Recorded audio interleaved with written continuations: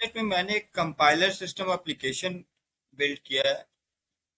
ये एक single prompt generation system नहीं है। इसमें नॉर्मली होता क्या है कि एक कोई भी यूजर आता है तो एक नॉर्मल जो नेचुरल लैंग्वेज होता है उसमें वो एप्लीकेशन रिक्वायरमेंट देता है।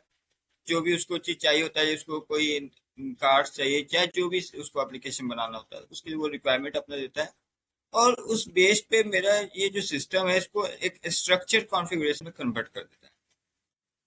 इसमें मेनली ये सिंगल जो है, ये सिंगल प्रॉम्प्ट जनरेशन सिस्टम नहीं है, इसके अंदर बहुत सारे फेजेस आते हैं। ठीक है। तो सबसे पहला जब कोई भी नेचुरल लैंग्वेज जब वो प्रॉम्प्ट देता है अपना, ठीक है, तो होता क्या है कि इंटेंट, सबसे पहला इंटेंट एक्सप्रेशन होगा। उसके बाद फिर आता है हमारा सिस्टम डिजाइन। सिस्टम डिजाइन होने के बाद फिर उसका स्कीमा जनरेट किया जाता है। स्कीमा जब जनरेट होता है तो वहां पे दो चीज आता है, ठीक है। पहला तो वैलिडेशन इंजन आता है, क्या स्कीमा जो दिया गया वो उसमें कोई भी एम्बिग्यूटी नहीं है, ये सबसे बड़ा इम्पोर्टेंट रखता है। दूसरा चीज कि अगर उसमें कुछ अगर एम्बिग्यूटी रहा, ठीक है, उसको वापस से हम लोग उसको क्या करते हैं, उसको रिपेयरिंग के लिए, यानी कि अगर अगर कोई एम्बिग्यूटी रहा तो उसको उससे वापस क्लैरिफिकेशन चाहिए होगा, नहीं तो उसके लिए कुछ जनरेट नहीं करेगा। और दूसरा चीज क्या है कि अगर उसमें कुछ भी एक रिपेयर लूप लगा हुआ है, जब भी अगर कुछ होता है तो वो पूरा जो एप्लीकेशन का जो कॉन्फ़िगर पूरे को वो रिपेयर नहीं करता है, उतना ही पार्ट को वापस से वो रीजनरेट करता है। ठीक है। तो इसके लिए है क्या कि सबसे पहले हम लोग एक एग्जांपल लेकर के देखते हैं। ठीक है, जैसे मैंने यहाँ पे एक एग्जांपल लिया है, इसको देखते हैं इसको ये प्रोसेस कैसे करता है। तो यहाँ पे सबसे पहले क्या हुआ, इंटेंट एक्सट्रैक्शन हुआ। ठीक है, जो भी प्रॉम्प्ट मिला उसको क्या किया, एक्सट्रैक्ट किया, पार्स किया। ठीक है। उसके बाद सेकंड में क्या हो रहा है, यहाँ पे स्कीमा सिस्टम डिजाइन हुआ, उस यानी कि उस सिस्टम में क्या क्या चीज चाहिए हो वो सारा चीज वो पहले यहाँ पर आर्किटेक्चर उसका डिजाइन किया। उसके बाद उसके लिए स्कीमा जनरेट किया। स्कीमा जैसे उसके लिए क्या यूआई, जो भी उसका डेटाबेस होता है, क्या एपीआई, और साथ में उसके जो बिजनेस रूल्स हो गए, वो सारी चीज यहाँ पे देख। और एक ही आप गौर कर रहे हो तो मैंने यहाँ पे वैलिडेशन और रिपेयर सिस्टम या फिर रन टाइम पर ये सब मैंने लास्ट में क्यों किया। तो मेरा ज्यादा फोकस जो था वो उसका यहाँ ज्यादा कॉम्पेटिबल हो, और यानी कि वो स्लो ना हो जाए, इसके लिए मैंने उसको लास्ट में उस प्रोसेस को मैंने एग्जीक्यूट किया है। ठीक है।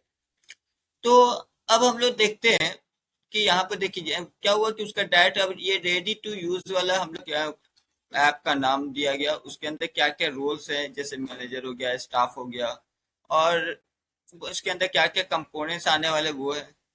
इसके बाद फिर मेरा क्या है, अब इसके अंदर एपीआई, मेरा जो भी एपीआई है वो सारा एपीआई यहाँ पे जनरेट किया गया है। ठीक है।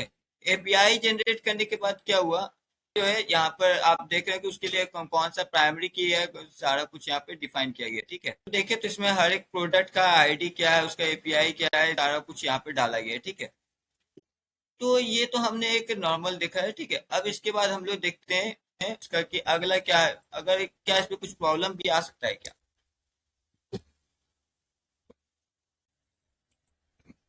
अब इसके लिए हम लोग देखते हैं। ठीक है।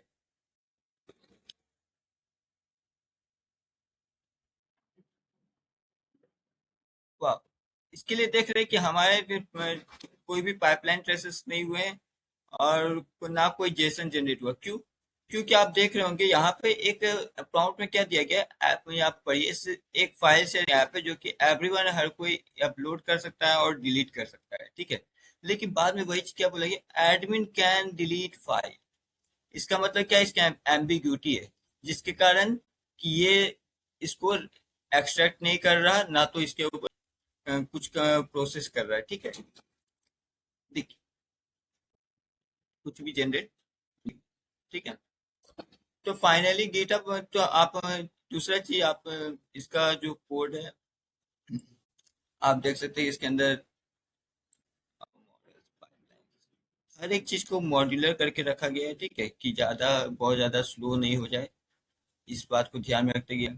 और साथ में क्या है कि इसमें और भी चीज पे मैं काम कर सकता हूँ आगे, और भी इसको बेटर किया जा सकता है।